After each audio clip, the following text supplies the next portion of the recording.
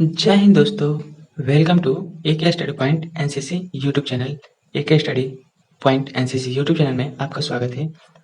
आज हम देखेंगे एनसीसी कैंप्स और उसके प्रकार और वो कहाँ कंडक्ट कराए जाते हैं। ये क्लास हमारा तीसरा क्लास होने वाला है। अगर आपने पहला क्लास और दूसरा क्लास नहीं देखा है तो आप जाके वहाँ पे डिस्क्रिप्शन में लिंक दिया जा रहा है, वहाँ से आप देख सकते हैं। प्लेलिस्ट एक बना दिया गया है, वहाँ पे आप जाके देख सकते हैं। प्लेलिस्ट का जो नाम है एनसीसी टॉपिक वाइज क्लास जो है उसका नाम है प्लेलिस्ट का, आप वहाँ से जाकर देख सकते हैं। उसमें डिस्कस कराया गया है कि पहले क्लास में डिस्कस कराया गया है कि कहाँ से कितने नंबर के क्वेश्चन आएंगे और कितने मार्क्स के आएंगे। सभी चैप्टर को वहाँ पे कॉमन सिलेबस जितने भी चैप्टर हैं वहाँ पे 210 मार्क्स का चैप्टर का नाम बताया गया है कि कहाँ से क्वेश्चन आने वाले हैं एनसीसी ए बी और सी सर्टिफिकेट के एग्जाम में। तो अगर आपने नहीं देखा है तो जाके जरूर देख लीजिएगा। तो चलिए आगे बढ़ने से पहले मैं आपको बता दूं, अगर आपने AK study point NCC YouTube channel को सब्सक्राइब नहीं किया तो जल्द से जल्द जाकर लाइक शेयर और सब्सक्राइब कर दीजिएगा और बेल घंटे की बटन को दबा दीजिएगा, जिससे आपकी नोटिफिकेशन सबसे पहले मिल सके। और यहाँ पे सभी क्लासेस चलाई जाती है एनसीसी से रिलेटेड, एनसीसी कैंप्स और उसके प्रकार और कहाँ कंडक्ट कराए जाते हैं। तो आप देख सकते हैं यहाँ पे मैं बता दूं। आइए जानते हैं पहले एनसीसी कैंप का परिचय। परिचय मतलब होता एनसीसी कैंप जो होते हैं होते क्यों है और उसमें क्या क्या किया जाता है। तो एनसीसी कैंप है तो यहाँ पे आप देख सकते हैं शिविर का उद्देश्य नेतृत्व के गुणों के विकास पर विशेष जोर देने के साथ साथ कैडेटों को सामूहिक प्रशिक्षण देना है। जो कैडेट है उनको मेन मकसद कैंप का यही है कि उन लोगों को सामूहिक प्रशिक्षण देना है। और इस कैंपों में शिविर टीम जो है टीम वर्क यहाँ पे हो जाएगा। इसका आसान भाषा में आप कई हिंदी ऐसे होते हैं कि आप हिंदी नहीं समझ पाते हैं और इंग्लिश आसानी से समझ आते हैं, तो इसका हो जाएगा टीम वर्क के यहाँ पे इन कैंपों में टीम वर्क और लीडरशिप क्वालिटीज का विकास जो होता है इसके अंतर्गत कराया जाता है और इसी के ऊपर ज़्यादा जोर दिया जाता है, टीम वर्क में काम करना और लीडरशिप क्वालिटीज का विकास करना। और यहाँ पे भी और देख सकते हैं आगे यहाँ पे दिया है सोशल मीडिया आदि में व्यापक प्रशिक्षण पर विशेष जोर दिया जाता है।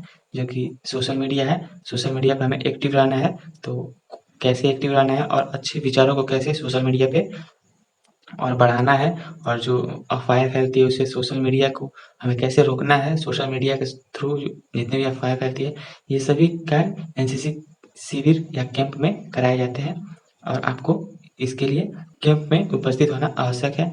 कैंप एक ऐसा जगह है जहाँ पे आप सब कुछ एक साथ रह के सीख सकते हैं। तो कैंप कितने प्रकार के होते हैं तो आपको पता होना चाहिए कि कैंप मुख्यतः 2 प्रकार के होते हैं। जो कैंप होते हैं कैंप एनसीसी के जो कैंप होते हैं एनसीसी, ये पेन अच्छा से नहीं चल रहा है इसीलिए मैं आपको दिखा दूँ। एनसीसी जो कैंप होते हैं मुख्यतः 2 प्रकार के होते हैं। जो पहला कैंप है एटीसी है, जिसे हम एक होता है सीएटीसी, जिसे एटीसी को एनुअल ट्रेनिंग कैंप कहते हैं। और जो एनुअल ट्रेनिंग कैंप होता है कोई एक स्कूल हो गया कॉलेज हो गया उसी के बच्चे वहाँ पे कैंप कराया जाता है, उन्हीं बच्चों को सिर्फ कैंप कराया जाता है तो एनुअल ट्रेनिंग कैंप हो जाता है। लेकिन वही 2-4 अगर स्कूल कॉलेज के बच्चे एक जगह आकर कैंप करते हैं तो उनको कंबाइंड एनुअल ट्रेनिंग कैंप के नाम से जाना जाता है। जैसे कि 2-4 जगह के बच्चे आ जाते हैं तो कंबाइन हो जाते हैं, तो इसलिए यहाँ पे सी हो जाता है, तो कंबाइंड एनुअल ट्रेनिंग कैंप। और एक दूसरा जो है उसको सीओसी कहते हैं, जिसका पूरा नाम है सेंट्रली ऑर्गेनाइज्ड कैंप्स। जो सेंट्रल केंद्र सरकार के द्वारा वहाँ से जो नई दिल्ली से ऑर्गेनाइज किया जाता है उसे सीओसी कहते हैं। इसका हिंदी में नाम है केंद्र द्वारा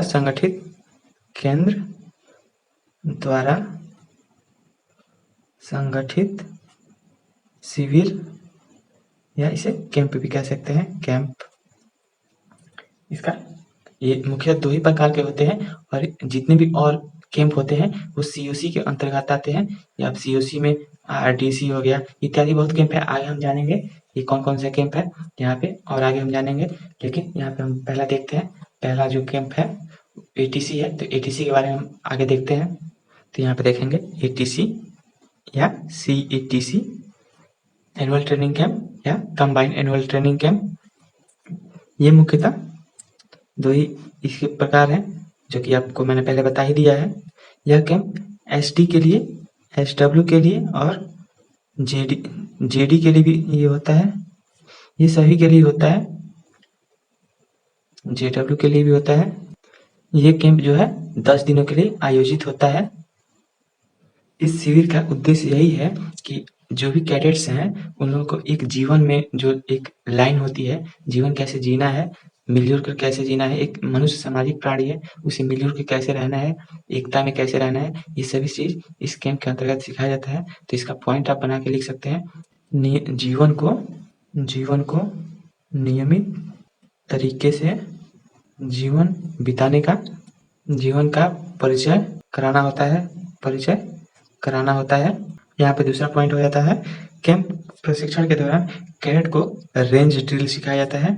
वहाँ पे कैसे-कैसे क्या-क्या किया जाता है, कैडेट्स वहाँ पे जाके क्या कर सकते हैं। रेंज ड्रिल मतलब क्या होता है आपको, जैसे फायरिंग हो गया, वहाँ पे ड्रिल हो गया। ड्रिल एकता और अनुशासन में कैसे रह के काम करना है, मिलजुल कर काम करना है। और जो कुछ स्पेशलाइज्ड ट्रेनिंग होती है, स्पेशलाइज्ड जो ट्रेनिंग होती है, आपको सिर्फ वो एनसीसी के माध्यम से ही कराई जा सकती है। आप अदर से ऐसी एक्टिविटी जो है ऐसे नहीं कर पाते हैं। जैसे कि जो फायरिंग है आपको सिर्फ एनसीसी के अंतर्गत रियल गन से कराई जाती है। आप अगर चाहें कि ऐसे जाके हम कहीं फायरिंग कर लें तो आप नहीं कर पाएंगे। ये भी एक एनसीसी में कैंप करने का बहुत ही बड़ा फायदा होता है।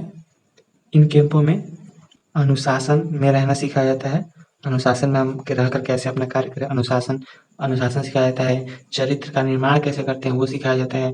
अपने आप पर आत्मविश्वास कैसे बनाएं, अपने आत्मविश्वास जो है बनाना बहुत ही आवश्यक है, क्योंकि हम कोई भी काम आत्मविश्वास अगर अपने ऊपर नहीं रहेगा तो हम नहीं कर पाएंगे। अगर आत्मविश्वास हमारा बना रहे तो हम कोई भी बड़ा से बड़ा काम कर सकते हैं।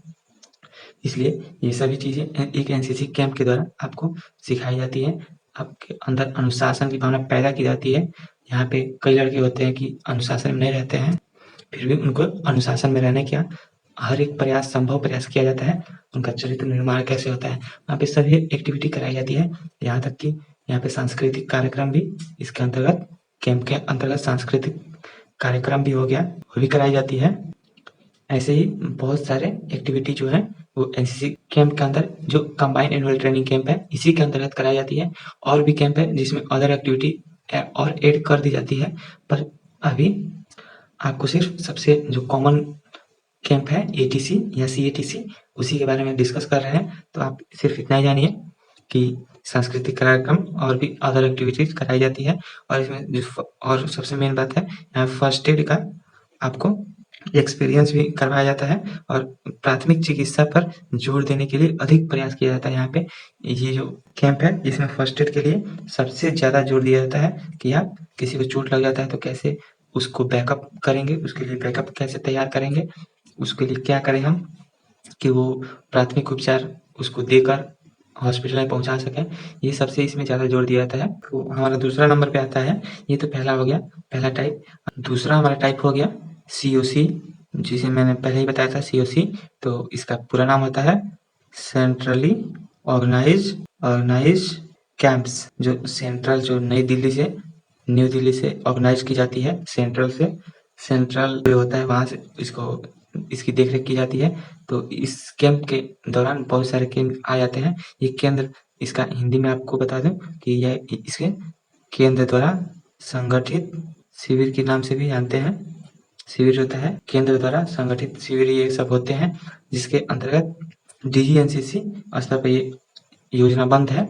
मतलब ये डीजीएनसीसी के द्वारा कराया जाता है। और ये कैंप जितने भी सीओसी वाले कैंप हैं ये 12 दिन के लिए होते हैं। और वो आप देखेंगे जो सीएटीसी था और एटीसी था वो सिर्फ 10 दिन के लिए ही कराया जाता है, लेकिन ये आपको पता होना चाहिए कि 12 दिन के लिए आयोजित की जाती है। इसका उद्देश्य देश के विभिन्न कैडेटों को एक साथ लाने और उनके विभिन्न राज्यों की संस्कृति जीने तथा जानने में सक्षम बनाती है। आप यहाँ पे पॉइंट दे के ऐसे याद कर सकते हैं। ये 12 दिन का होता है और इसका विभिन्न राज्यों से जो कैडेट्स आते हैं,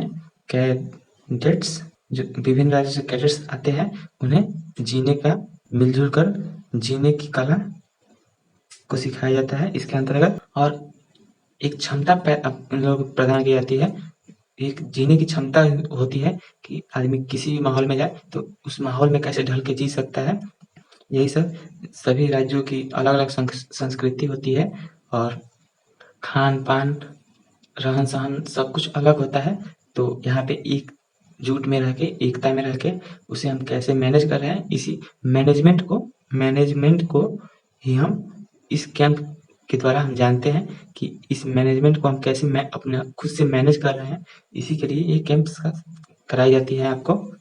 दूसरा था, पहला जो हम देखते हैं लीडरशिप कैंप होता है। उसे हम देखते हैं लीडरशिप कैंप की क्या खासियत है और ये किस लिए बनाया गया है और इसका उद्देश्य क्या है। लीडरशिप कैंप को हम हिंदी में नेतृत्व क्या कहते हैं? नेतृत्व शिविर कहते हैं। नेतृत्व शिविर। इसका उद्देश्य बस यही है कि जो भी कैडेट्स हैं उन लोगों के अंदर, कैडेटों के अंदर नेतृत्व गुणों का विकास, जो कि नेतृत्व है, ये नेतृत्व गुणों का विकास करना है। इस कैंप का मतलब यही है कि जो भी नेतृत्व उन लोगों के अंदर है उनके गुणों में विकास कर देना है। अगर नहीं है तो नेतृत्व की भावना उनको पैदा करना है। नेतृत्व कैसे किया जाता है, एक लीडर कैसे ग्रुप को संभाल सकता है, अपने से बड़े ग्रुप को कैसे उसे लीड कर सकता है, ये लीडरशिप कैंप में यही सब सिखाया जाता है। तो चलिए, आप लोग समझ गए होंगे कि लीडरशिप कैंप में क्या कराया जाता है और ये कितने दिन का होता है। तो ये भी 12 दिन का होता है। आपको पहले ही बता दिया हूँ कि जितने भी COC वाले कैंप हैं, जो सेंट्रली ऑर्गेनाइज कैंप है, केंद्र सरकार द्वारा ये शिविर आयोजित की जाती है, वो 12 दिन के होते हैं। कोई कैंप अगर 12 दिन के नहीं होते हैं तो आपको मैं बता दूंगा कि कौन से कैंप 12 दिन के नहीं होते हैं। अगर ये भी नहीं बताया जा रहा है कि कितने दिन का होता है तो आप समझ लीजिए कि 12 दिन का होता ही होता है। और यहाँ पे दूसरा जो कैंप आ रहा है, यहाँ पे थल सेना कैंप है, थल सैनिक कैंप। यहाँ पे राइटिंग थोड़ी गड़बड़ हो रही है, पर आपको जल्दी वीडियो में बताने के लिए, नहीं तो ऐसे लिख के मैं धीरे-धीरे बता सकता था। तो आप देख सकते हैं थल सेना कैंप है। यहाँ पे थल सेना कैंप का उद्देश्य यही है, इसमें सेना के जितने भी सेना विंग के जितने भी ऑफिसर्स हैं, जो भी वो सेना में जो कैडेट्स हैं, एनसीसी कैडेट की बात नहीं हो रहा है, जो सेना के कैडेट्स हैं कैडेट्स होते हैं, उसके बाद वो ऑफिसर्स होते हैं। तो सेना विंग प्रशिक्षण के प्रमुख पहलुओं के बारे में जानकारी दी जाती है कैडेट्स को। एनसीसी कैडेट्स को जानकारी दी जाती है कि वहाँ पे क्या होता है, कैसे उसका रहन-सहन है, आर्मी जो है वो कैसे अपना जीवन व्यतीत कर रही है, उसमें क्या-क्या दिक्कतें आती हैं, और यही सब है कि उसमें बताया जाता है एनसीसी कैडेट्स को सशस्त्र सेना में अपने जीवन को कैसे आगे लेके जाना है, और उसके बाद अपना जो कार्य है, जो हम आगे करना चाहते हैं, वो हम कैसे करेंगे। इसमें सब ट्रिक्स और टेक्निक बताई जाती है कि कोई दुश्मन कहाँ से आता है तो ऐसे किया जाता है, क्या किया जाता है, सब कुछ इस थल सैनिक कैंप में एक जवान के द्वारा जो भी कार्रवाई की जाती है वो एनसीसी कैडेट्स को बताई जाती है, ताकि आगे चल के इन लोगों को बहुत हेल्प मिल सके। और इसका जो मुख्य बात है थल सेना कैंप का, ये जो गणतंत्र दिवस परेड होता है, गणतंत्र दिवस परेड के दौरान जो सम्मानित किए गए प्रधानमंत्री का बैनर होता है, बैनर के साथ इन लोगों का फोटो खिंचवाया जाता है, और स्वस्थ भावना का उत्पन्न ये करता है कि जो भी स्वस्थ रहता है कैडेट्स, उन लोग मतलब इन लोगों का मेडिकल सब कुछ करके वहाँ पे लिया जाता है। जो DGNCC दिल्ली के द्वारा ये कैंप आयोजित की जाती है। तो ये DGNCC दिल्ली में जो है, इसके द्वारा ये कैंप आयोजित की जाती है। यहाँ पे जो सम्मान मिलता है, जो आर्मी को सम्मान मिलता है, सम्मान पत्र होता है, इसमें कैडेट्स भी भाग लेकर और अपना फोटो खिंचवाते हैं। यही है थल सैनिक कैंप। और तीसरा जो कैंप है आपको मैं बता दूं, तो देखते हैं तीसरा जो कैंप है हम लोग का वायु सेना कैंप है। वायु सेना कैंप, इंडियन एयरफोर्स कैंप, वायु सेना कैंप। यहाँ पे आप देख सकते हैं कि एयर नाम से ही पता चल रहा है वायुसेना कैंप है। तो इसमें जो भी एयर विंग के प्रशिक्षित के प्रमुख पहलुओं का समझाने का कार्य किया जाता है। जैसे ऑफिसर्स जितने भी होते हैं एयर विंग के, वो सब कैडेट्स के पास आते हैं और उन्हें सब कुछ सिखाते हैं कि एक एयर विंग में जाने के लिए, वायुसेना में जाने के लिए क्या-क्या हमें तैयारियाँ करनी चाहिए और उसके लिए क्या महत्वपूर्ण है, और हमें क्या-क्या उसमें सीखना पड़ता है। हर एक जानकारी एयर विंग के कैडेट्स को दिया जाता है वायुसेना कैंप के द्वारा। तो ये जो शिविर होता है, इसका आयोजन आपको पता होना चाहिए कि इसका आयोजन राजस्थान के जोधपुर में किया जाता है। ये ऐसे कहीं भी नहीं कहीं नहीं इसे आयोजित किया जाता है। इसका एक फिक्स जो जगह है वो राजस्थान के जोधपुर में है, जो कि वहाँ पे ये कैंप का आयोजन किया जाता है। तो अगला देखते हैं, अगला जो कैंप है हम देखते हैं इसको आरडीसी, जो कि आपको सभी एनसीसी कैडेट्स को तो ये पता ही होगा आरडीसी क्या होता है।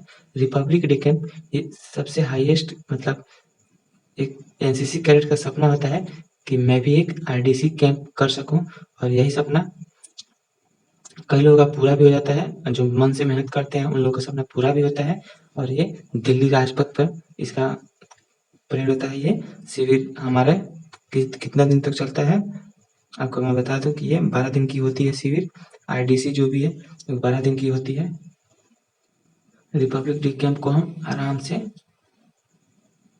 कर सकते हैं, और आप लोगों को आरडीसी में अगर जाना है तो आप पहले से ही अपना ड्रिल अच्छा रखिए, और इसमें हर एक चीज़ इसमें देखा जाता है। इसमें सिलेक्शन होने के लिए हर एक चीज़ हम देखते हैं, हमारा ड्रेसिंग स्टाइल कैसा है, ड्रिल कैसा है, पढ़ने में कैसे है, दिमाग कैसे चल रहा है। इसमें ए टू जेड सारी चीज़ें, ए टू जेड सारी चीज़ें इसमें देख के उसके बाद एनसीसी के जो ऑफिसर्स होते हैं, जो पीए स्टाफ होते हैं, वो उन लोगों को आगे करते हैं, प्रमोट करते हैं। जैसे कि हमारा एक कॉलेज में एडमिशन होता है, वहाँ से हम एनसीसी लेते हैं। कॉलेज के बाद हमें बटलाइन में जाके अपना बेस्ट परफॉर्मेंस देना पड़ता है। फिर बटलाइन से आपको ग्रुप में भेजा जाएगा, ग्रुप से ऐसे हेडक्वार्टर ऐसे बहुत हैं कि आपको धीरे-धीरे सीढ़ी जैसे है, जैसे एक सीढ़ी चढ़े तो फिर एक सीढ़ी, फिर एक सीढ़ी, ऐसे करके यहाँ पे राजपथ तक जाना होता है आरडीसी के लिए। इसलिए आपको ये सारी चीज़ जानने के लिए यहाँ पे बहुत ज़्यादा मेहनत करनी पड़ेगी। तो चलिए देखते हैं अगला कैंप जो है वो कौन सा कैंप है। यहाँ पे थोड़ा दिक्कत हो गया। बता दूं कि अगला जो कैंप है आपको बता दूं, 5वां जो कैंप है, एक भारत श्रेष्ठ भारत। ये भी एक कैंप ही है, एक भारत श्रेष्ठ भारत। तो एक भारत श्रेष्ठ भारत के बारे में आप क्या जानते हैं? अगर आप जानते हैं तो ठीक है, अगर नहीं जानते तो मैं आपको समझाने का पूरी कोशिश कर रहा हूँ। ये सारे क्वेश्चन जो है आपके एग्जाम में आ सकते हैं कि कैंप कितने प्रकार के होते हैं, कैंपों के बारे में लिखें, या कोई दे देगा कि इस कैंप के बारे में आप क्या जानते हैं, तो आपको पढ़ना जरूरी है। अगर कुछ ज़्यादा नहीं पढ़ते हैं तो एक-एक, दो-दो लाइन खूब बढ़िया से इसको याद कर लें कि आपसे अगर कोई पूछ देता है या एग्जाम में क्वेश्चन दिया जाता है, इसको खाली ना छोड़ के आएँ। अगर आपको कुछ भी पता होगा तो धीरे-धीरे आप बना के लिख देंगे। इस कैंप के अंतर्गत राष्ट्रीय एकीकरण की बात कही गई है। राष्ट्रीय एकीकरण की बात कही गई है, जो कि विभिन्न राज्यों के बीच में विविधताओं को एकत्रित करने के लिए, और उसके अलावा इन क्षेत्रों में रहने वाले जो पुराने ज़माने के लोग हैं, जिसे जो अंधविश्वास में रहते हैं, उन लोगों को एकजुट करने के लिए ये कैंप का आयोजन किया जाता है। जैसे कि मान लीजिए 2 राज्य हो गए, इधर का कल्चर कुछ अलग है, इधर का कल्चर कुछ अलग है, तो इसी बीच में ये कैंप लगाया जाता है, एनसीसी कैंप को लगाया जाता है, एक भारत श्रेष्ठ भारत। और एक कुछ ये कैडेट्स कुछ इन लोगों को इधर से सपोर्ट करते हैं, बुला के लाते हैं, और कुछ इधर से, और इन लोगों को यहाँ पे लाकर कुछ समझाते हैं, बताते हैं कि ऐसे मिलजुल कर रहना चाहिए, सब कुछ ऐसे ही होता है। तो इस कैंप का मतलब यही है, और इसका मोटो भी यही है कि एकीकरण ज़रूरी है, एक भारत में एकीकरण ज़रूरी है, इसलिए इसका नाम ही पड़ा है एक भारत श्रेष्ठ भारत। जो जितने भी विभिन्न-विभिन्न कल्चर के लोग रहते हैं, का पहनावा अलग रहता है, कुछ भी अलग-अलग हो, लेकिन हम सब भारतीय हैं, इसी को ध्यान में रखते हुए इस कैंप का आयोजन किया जाता है। इसके अलावा जितने भी दूर-दराज के इलाके होते हैं, दूर-दराज मतलब पिछड़ी जाति जो होती है, पिछड़ी जाति नहीं बोलेंगे, पिछड़ी एरिया बोलेंगे इसे। पिछड़ा क्षेत्र जो होता है, वहाँ पे इस कैंप का आयोजन करके वहाँ के जितने भी बच्चे, बूढ़े, जवान जितने भी हैं, उन लोगों को शिक्षा थोड़ा प्रदान की जाती है इन कैडेट्स के द्वारा, और उन लोगों को जागरूकता पैदा की जाती है कि आप भी बहुत कुछ कर सकते हैं। उन लोगों के अंदर जोश भरा जाता है कि आप अकेले नहीं हैं, हम सब आपके साथ हैं। ऐसे ही ये कैंप्स को चलाया जाता है, और ये कैंप 12 दिन का ही होता है। आपको पता होगा कि ये कैंप 12 दिन का होता है। तो चलिए देखते हैं अगला कैंप जो होता है आपका 6 नंबर। जो 6 नंबर कैंप है रॉक क्लाइंबिंग कैंप्स।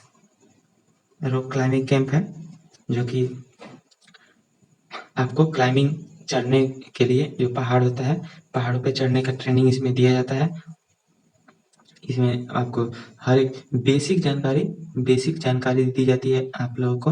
इस कैंप के द्वारा आप लोग एकदम ट्रेंड तो हो नहीं कि डायरेक्ट रॉक क्लाइंबिंग कैंप में गए, आपको छोड़ दिया गया कि जाइए जो जैसे आप चढ़ना है करिए वैसे, लेकिन ये नहीं होता है यहाँ पे। इसका मोटो यही है कि जो भी इसमें महारत हासिल किए हुए हैं, जो भी सेना में है, वो आपको इसकी बेसिक जो जानकारी होती है, वो बेसिक जानकारी देंगे और एक-एक स्टेप आपको छोटा-छोटा टास्क दिया जाएगा, जो कि इतना छोटा टास्क रहेगा, आप इसे कंप्लीट करें, फिर इससे बड़ा दिया जाएगा। ऐसे ही करते-करते आपको जानकारी दिया जाता है और प्रैक्टिकल भी करवाया जाता है।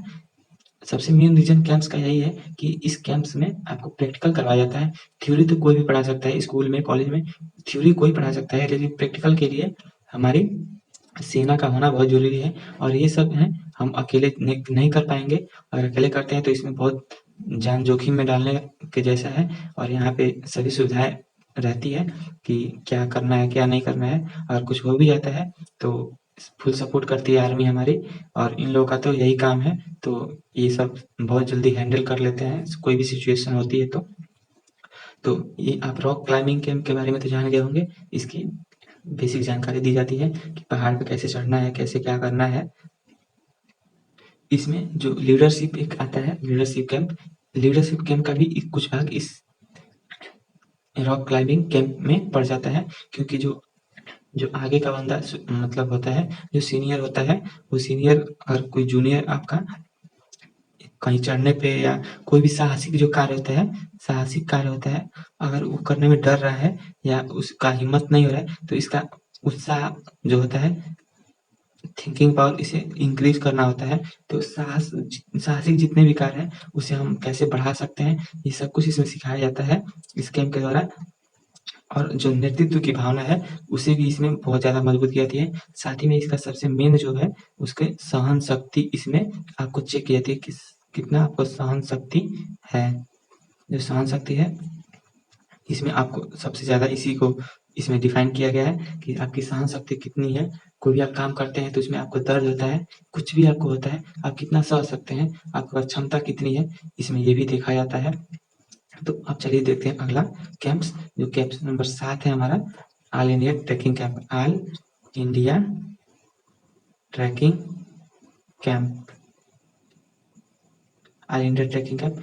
ये ऑल इंडिया ट्रैकिंग कैंप से ही हमें नाम से ही पता चल रहा है कि ये कैंप DGNCC द्वारा पूरे भारत में कहीं भी चलाई जाती है, जिसका मुख्य उद्देश्य है आत्मविश्वास। देखते हैं इसका मुख्य उद्देश्य है आत्मविश्वास, टीम भावना, टीम वर्क, जो कि इसका हो जाएगा।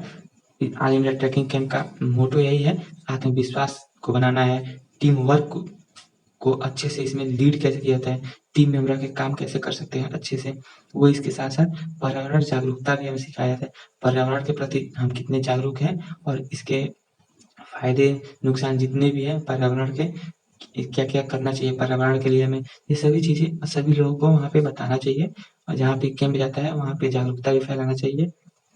पर्यावरण की जागरूकता हो गई, चिंता और स्थानीय रीति-रिवाजों को, संस्कृति के प्रति सम्मान को बढ़ाना, और जहाँ भी कैंप लगते हैं उनका संस्कृति जो है, संस्कृति, कल्चर, रहन-सहन, रहन-सहन हो गया, उन लोगों का जो धार्मिक त्योहार है, उनको बढ़ावा देना है, तो उनको भी लगता है कि ये हमारा इज़्ज़त कर रहे हैं, तो हमें भी इनका इज़्ज़त करना चाहिए।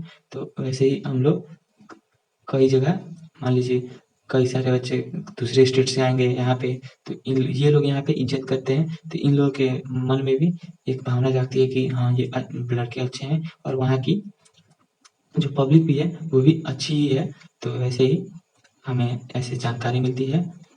कहीं हम जाते हैं तो वहाँ की संस्कृति को समझते हैं, वो हमारी संस्कृति को समझते हैं, इसीलिए ये कैंप्स ऑल इंडिया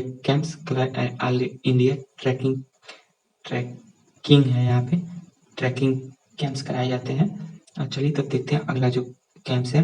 आप लोगों ने 7 कैंप देख लिए और 8वां कैंप जो मैं बताना चाह रहा हूँ, ये आर्मी अटैचमेंट कैंप होते हैं, आर्मी अटैचमेंट कैंप्स।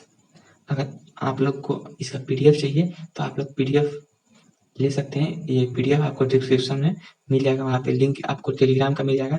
लेकिन आप एक बात है, जो टेलीग्राम पे आप ज्वाइन हो सकते हैं और वहाँ पे आपको हर एक चीज़ मिल जाएगी, यहाँ की वीडियो हो गई, मतलब ऑनलाइन क्लास अपलोड होती है, तुरंत आपको वहाँ पे लिंक मिल जाता है और वहाँ से आप PDF को भी डाउनलोड कर सकते हैं, क्योंकि जो भी पीडीएफ है यूट्यूब पे तो डाला नहीं जा सकता, तो आपको पीडीएफ टेलीग्राम के AK study point NCC YouTube channel जो है उसके नाम से बनाया गया है। आप वहाँ से जाकर इसका पीडीएफ डाउनलोड कर सकते हैं और इसका ये पीडीएफ ऐसे नहीं रहता है, इसे पूरा अच्छे से टाइप किया हुआ रहेगा और यहाँ पे जो शॉर्ट्स नोट हैं ये शॉर्ट नहीं रहेंगे, इसके बारे में पूरी जानकारी लिखी जाएगी। और मान लीजिए आत्मविश्वास हो गया, आत्मविश्वास डाल के ऐसे लिखा जाएगा आत्मविश्वास क्या है।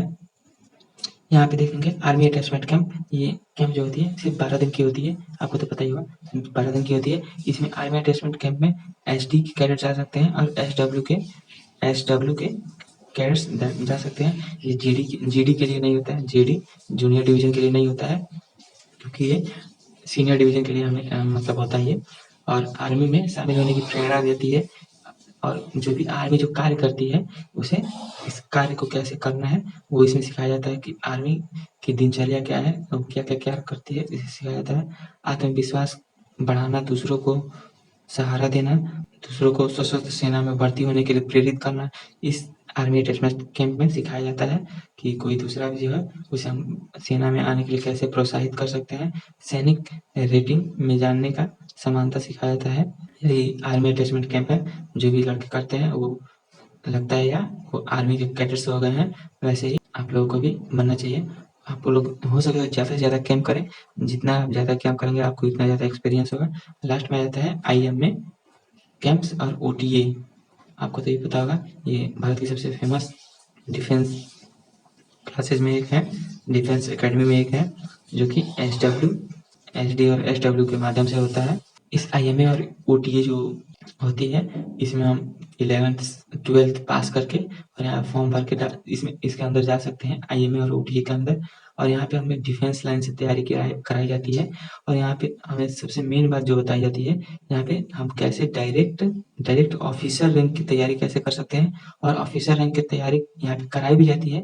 और इसके लिए मूल बातें सब बताई जाती है कि जो डायरेक्ट ऑफिसर होते हैं वो कैसे क्या-क्या करते हैं, उन लोगों को क्या काम पड़ता है, ये सभी बातें इस OTA और IMA में बताई जाती है। तो इसीलिए इसमें बहुत कम इसमें सीट रहता है, तो आप लोग एक बार ज़रूर ट्राई करिएगा कि आपको IMA और OTA मिल जाए। और यहाँ पे लड़के आते हैं तो उन लोगों का 95% फिक्स हो जाता है कि वो मतलब डिफेंस की जॉब पकड़ लेंगे, क्योंकि इसमें बहुत अच्छे बच्चे आते हैं।